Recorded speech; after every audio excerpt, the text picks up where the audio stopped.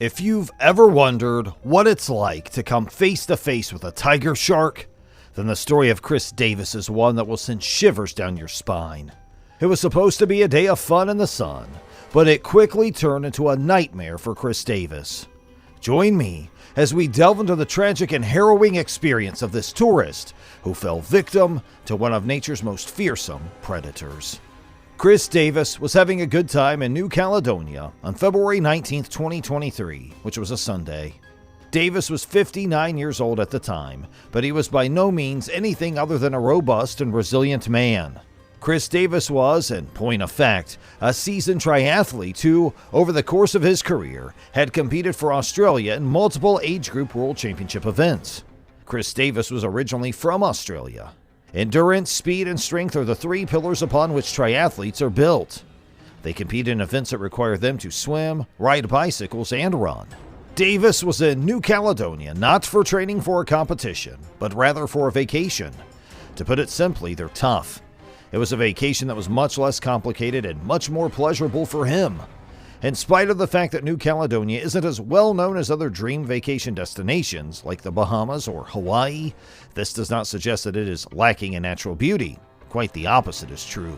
The people who live in New Caledonia are French citizens and have the right to vote for the President of France because New Caledonia is a French overseas collectivity.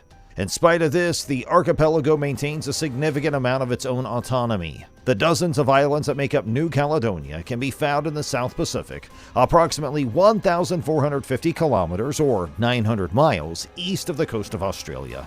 Because of its proximity to Sydney, which is only a 3-hour flight away from Noumea, the capital city of New Caledonia, the destination is becoming increasingly well-liked among tourists from Australia.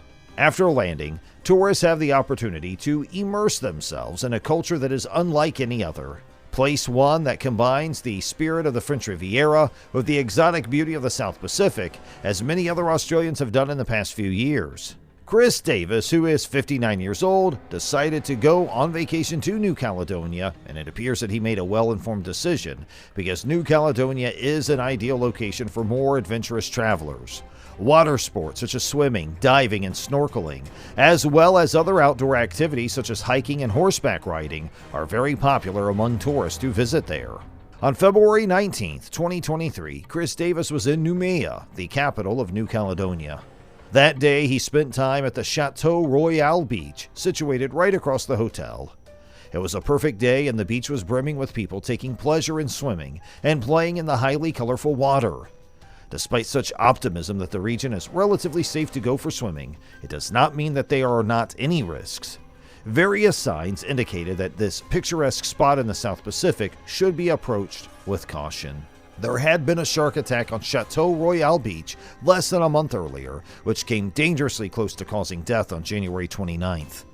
The same day, a 49-year-old woman named BRIDGET was viciously attacked by a shark while in the water. After a foil was applied to the woman's wounds, she managed to survive for a few more days after losing a hand, 4 fingers, and part of her leg during the assault. Chris Davis and a large number of other people, including children and adults, went for a swim in the ocean on February 19, 2023. Davis wrote down that particular date in his journal despite the fact that there was a risk of shark attacks in the area and that there had already been attacks. It is reasonable to assume that he was either unaware of the potential risk or that he imagined he could avoid it unharmed. The day started off brightly but quickly deteriorated into a disastrous situation.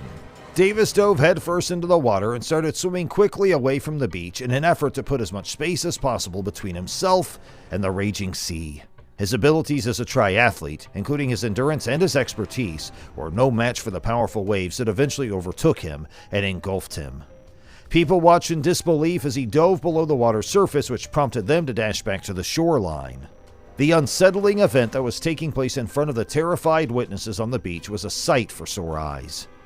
Everyone saw the shark, and they all saw Davis frantically trying to get away from it. The infants and toddlers screamed in a high-pitched voice and scrambled into their parents' arms for shelter. In an instant, the color of the water changed to red, and then everything went completely still. Davis was lying face down and unresponsive. His lifeless figure was being carried by the undercurrents. Jet skiers rushed over to assist him, but by the time they got there, he had already passed out and was unable to be helped. Despite their attempt to get Davis on a jet ski without any more damage, they failed. Once he was on the sand, paramedics did all they could to keep him alive. Unfortunately, despite 40 minutes of chest compressions and ventilations, Davis had major wounds and couldn't be saved.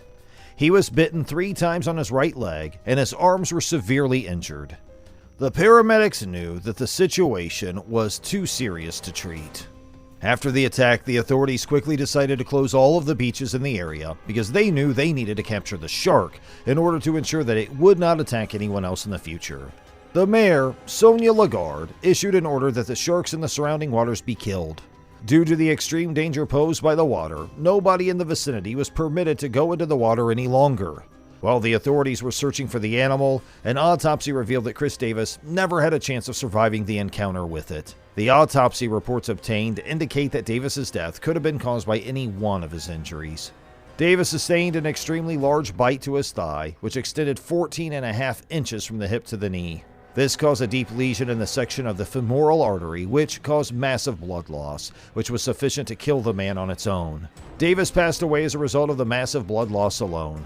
The other wounds sustained by Davis, which were also deemed to be fatal, were located on the man's upper limbs, specifically his hands and forearms. 3 days after the attack that was carried out, the authorities in New Caledonia published a photograph of a massive shark measuring 13 feet in length that was caught in the region where Davis was swimming at the time of the attack. The enormous shark was immediately suspected of being the one who had carried out the attack. Its dimensions and location were consistent with the profile, and it was put down not long after it was captured. The family of Chris Davis requested that his body be brought back to Australia. The man was survived by his wife as well as 3 sons who had reached adulthood after his passing. The Davis family has issued a statement regarding the unfortunate events that befell Davis. The statement indicated that we were lamenting the loss of our cherished husband and father in the deepest possible way. As well as being a senior software developer in the superannuation and funds management industry, Chris was a passionate triathlete. He had won multiple races in his age group.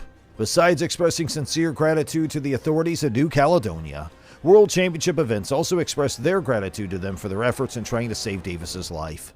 Chris Davis's tragic death serves as a stark reminder of the dangers that lurk beneath the surface in some of our world's most beautiful oceans. Although many people assume ocean life to be peaceful and tranquil, there are certain species that we must take extra precautions around. While these occurrences may be rare, it is important to always be aware of what you're getting yourself into when exploring any body of water, whether it's an open ocean or a local lake or pond.